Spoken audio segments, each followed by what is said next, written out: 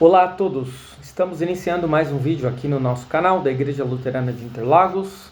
Daremos prosseguimento ao estudo da fórmula de concórdia epítome aqui nas confissões luteranas para hoje.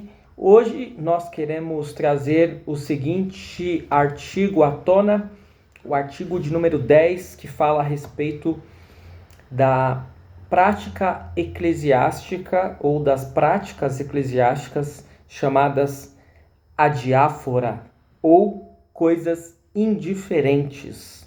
Vamos tentar entender o que é isso e vamos observar o que está escrito na fórmula de concórdia.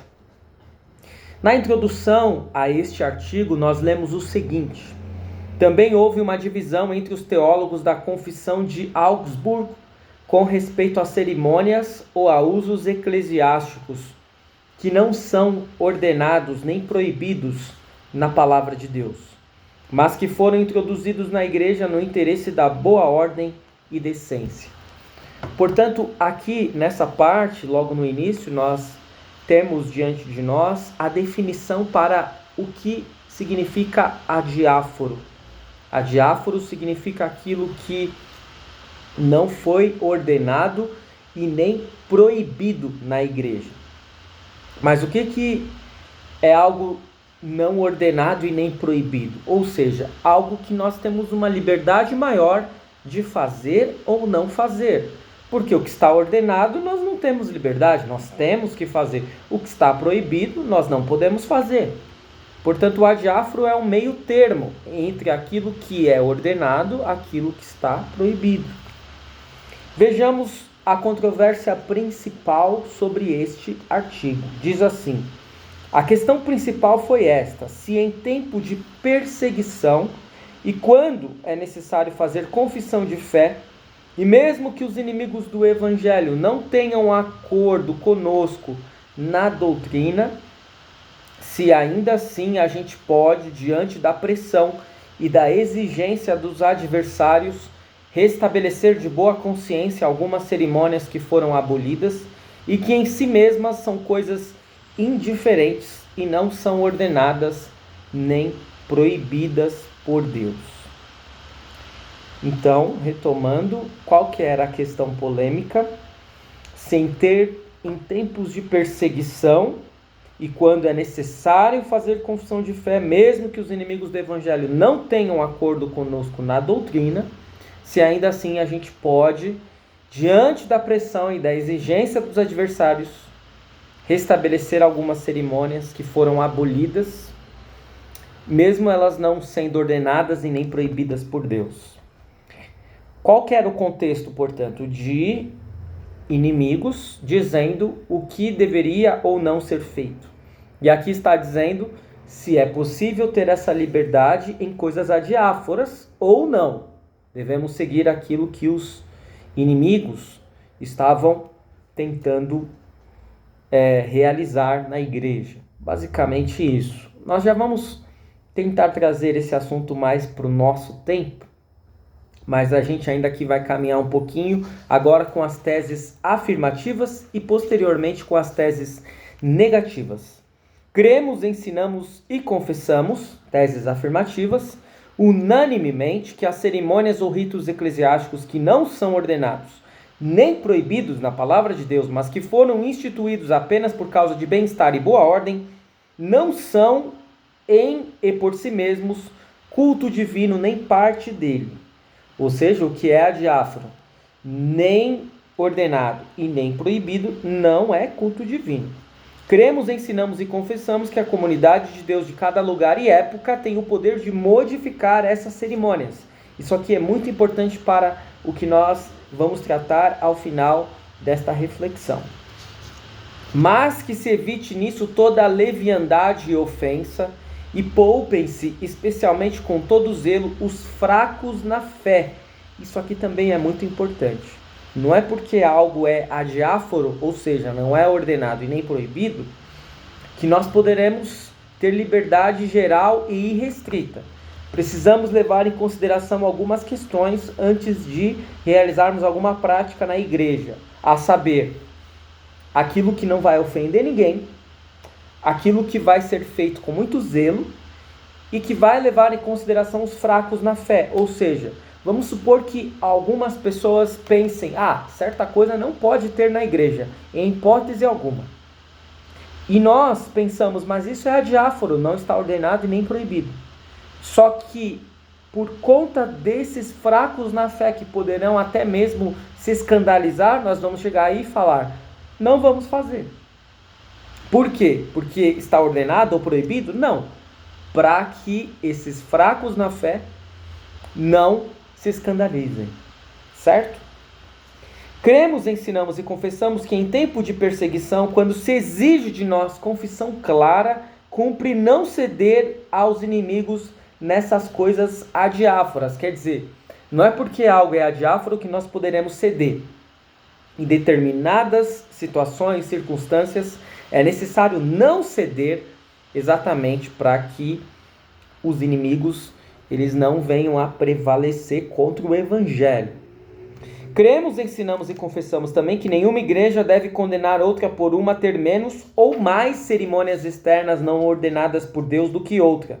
Se quanto ao mais existe concórdia entre elas na doutrina e em todos os artigos dela, como também no uso correto dos santos sacramentos. Vamos agora para as teses negativas. Rejeitamos e condenamos como errôneo e contrário à palavra de Deus. E aí vem 4 itens. Quando se ensina que ordenações e preceitos humanos na igreja devem ser considerados por si mesmos como culto divino ou parte dele. Ou seja, pegar algo que é adiáforo e tornar isso como culto divino. Isso não deve ser feito. 2. Quando essas cerimônias, ordenações e preceitos são impostos à comunidade de Deus por meio de coação como sendo necessários. Então existe uma ameaça, existe uma coação no sentido de que alguém deve realizar uma prática, mesmo ela sendo adiáfora, isso não deve ocorrer. Também quando se ensina que em tempo de perseguição e confissão pública é possível ceder aos inimigos do Santo Evangelho nessas adiáforas e cerimônias ou chegar a um consenso com eles. Igualmente, quando essas cerimônias externas e coisas indiferentes são abolidas de um modo que dá a entender que a comunidade de Deus não é livre para, em liberdade cristã, valer-se de uma ou mais dessas coisas indiferentes. Basicamente é isso que nós temos no nosso texto. Eu quero agora deixar um pouquinho de lado o nosso texto da fórmula de concórdia, da epítome, e trazer à tona o que esse assunto tem a ver conosco agora, nos tempos atuais. O que é um adiáforo? Nós já vimos algumas vezes a definição antes. Aquilo que não é nem ordenado e nem proibido por Deus. A igreja tem várias questões, práticas e situações que podem ser consideradas como adiáforas. Por exemplo, se o culto vai ser cantado ou não, isso é um adiáforo. Não está nem ordenado e nem proibido. Se um culto for cantado, não é mais e nem é menos culto do que o culto não cantado, e vice-versa, certo? Eu estou citando apenas um exemplo. Se vai ter órgão, ou vai ter banda, ou vai ter violão, ou vai ter bateria, isso é um adiáforo. Não é ordenado e nem proibido. Portanto, um culto não é mais culto porque foi feito com órgão, um culto não é menos culto porque foi feito com banda, e vice-versa, certo? E aí nós poderíamos falar de várias questões dentro do culto. Poderíamos falar de várias questões nas práticas da igreja, que muitas vezes as pessoas consideram que são muito importantes, que não pode deixar de existir, mas que na verdade são adiáforas.